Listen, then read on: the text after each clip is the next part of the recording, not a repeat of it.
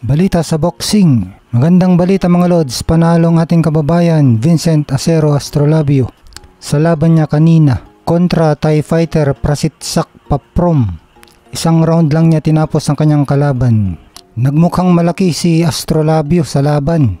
Tapos parang wala sa kondisyon itong si Prasitsak Paprom. Pagkatapos na niyang bumagsak dahil sa pambubugbog ni Astrolabio sa kanya, ay matagal muna siyang hindi nakabangon. Tapos pagka alis niya sa lona ay nalalayan pa siya. 43 years old na kasi itong si Prasitsak Paprom at parang wala rin sa kondisyon. At dahil dyan bumagsak ang record ni Prasitsak Paprom sa 41 wins, 5 na ang kanyang talo, 3 knockout na talo at 2 draw.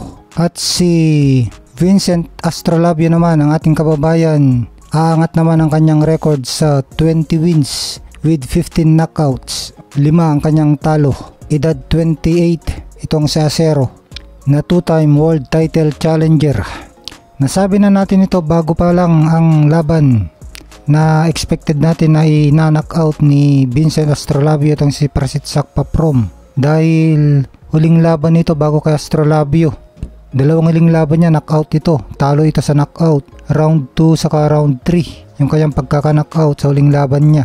Kaya heto nga, hindi man lang nakabawi itong si Prasitsak Paprom kay Vincent Astrolabio sa kanilang laban. At syempre world class itong si Vincent Astrolabio. Kagaling lang sa world title fight at nasa prime 28 years old.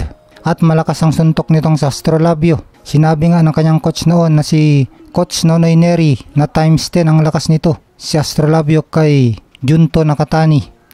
Kaya asahan natin na dahil sa panalong ito ng Astrolabio ay magkakaroon ito ng magagandang laban sa susunod.